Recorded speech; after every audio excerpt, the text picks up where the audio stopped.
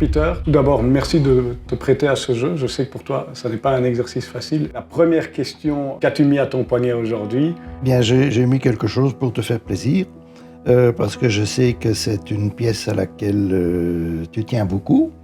Cette pièce est relativement rare à trouver et en même temps a plutôt tendance à garder sa valeur.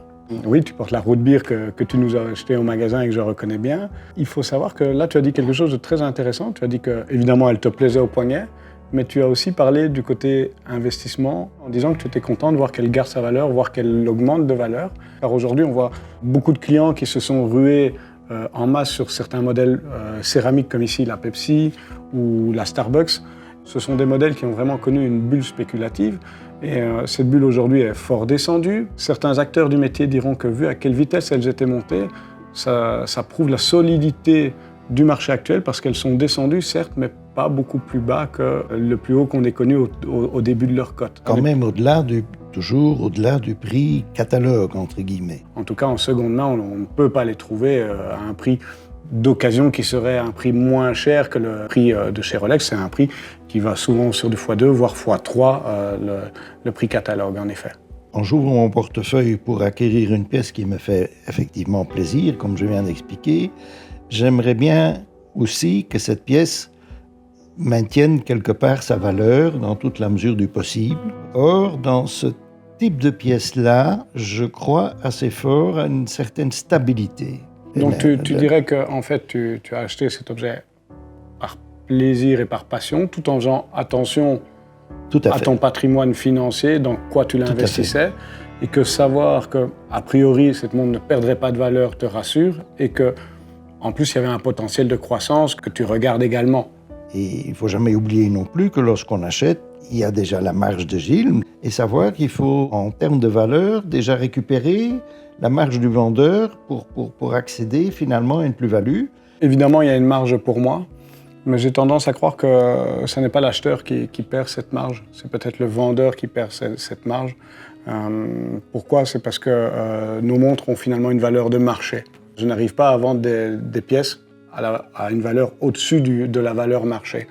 Et donc, quand un client achète une montre chez moi, il achète une montre à la valeur du marché, peut-être la valeur haute, mais avec un service qui est grandiose. Pourquoi? Parce qu'il n'y a pas de fausse montre chez nous. La transaction, normalement, est 100% safe, c'est-à-dire qu'il me fait un virement, il part avec la montre. Il a aussi un acteur du marché qui est là depuis 20 ans, il sait où il achète, il est sécurisé. C'est exact. Et il a une garantie de 2 ans au minimum sur l'objet. Que penses-tu justement des gens qui achètent une montre dans leur budget et qui décident d'acheter sur Internet un peu au hasard? Ils envoient l'argent et ils attendent la montre. J'ai absolument besoin de voir l'objet. Acheter uniquement sur le net, c'est un risque à ne pas prendre. Que penses-tu des gens qui investissent de l'argent dans les montres comme ils le feraient finalement dans n'importe quoi en espérant faire une culbute financière? Si on n'est pas intéressé par la montre et sa beauté quelque part, et puis certains aspects mécaniques sans être pour autant technicien, etc., je pense qu'il ne faut pas y aller. Il faut aussi s'imposer de faire un certain travail de recherche et de compréhension de la pièce en question qui vous intéresse et savoir un peu où elle se situe dans une certaine gamme, au sein d'une certaine marque, etc. Et on peut se faire informer par toi, Gilles, ou par d'autres. Je trouve que tu as de très bons conseils et tu dis les choses comme elles sont. Il faut savoir trouver la référence intéressante, ce qui veut dire celle qui a été peut-être moins produite, qui a un petit quelque chose qui fait qu'elle est plus rare qu'une autre, qui influe sur sa valeur. Et c'est tout ce jeu-là. Est-ce que le côté financier, tout comme avec une action finalement, t'apporte aussi une satisfaction ou quelque chose? Bien évidemment. Que vas-tu penser d'une montre dite full set ou non, d'une montre avec boîtier papier ou d'une montre sans boîtier papier? C'est quand même important de savoir que l'objet qu'on vous propose est l'objet authentique. Le monde comme il évolue maintenant en horlogerie, d'après ce que j'en sais, je ne suis pas le seul à avoir découvert qu'il y a quelques intérêts financiers dans ce monde-là. Donc il faut être prudent.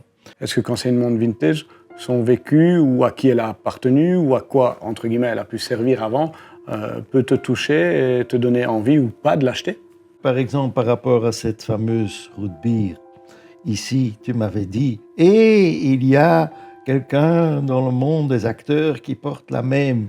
Oui. Et ça m'avait fait ni chaud ni froid. Aujourd'hui, pourtant, c'est ce qui va créer la légende de certaines pièces. On va dire, c'est la montre de Steve McQueen. Aujourd'hui, de fait, celle qu'il a portée est sans doute impayable, inabordable et inaccessible, en tout cas pour nous. Par contre, le même modèle, on va quand même la porter en disant tu as vu le modèle que j'ai, Steve McQueen portait la même dans tel film. Et ça influe sur la cote. Et ça influence toute la cote de la montre. Et donc ceci, c'était porté par Clint Eastwood. Clint Eastwood, c'est ça. Mais je n'ai pas encore téléphoné à Clint Eastwood pour dire que je portais la même. Mais... On peut espérer que Clint Eastwood sera content d'apprendre qu'il a porté la même montre que toi. Ah ben ça, c'est probable. Eh bien Peter, merci beaucoup d'avoir accepté cet entretien. Merci beaucoup d'avoir partagé ton avis avec nous, avec la communauté horlogère qui nous suit, car je crois que ton avis va en intéresser plus d'un. Vintage is time. Time is passion.